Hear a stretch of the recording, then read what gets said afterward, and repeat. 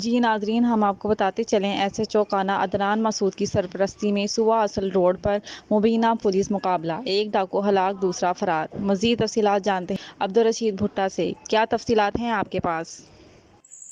جی، صوبہ اصل روڈ پر دو ڈاکو نے عمران نامی شخص کو روک کر 76,000 روپے نقدی اور موٹر سائیکل چھین کر فرار ہو گئے۔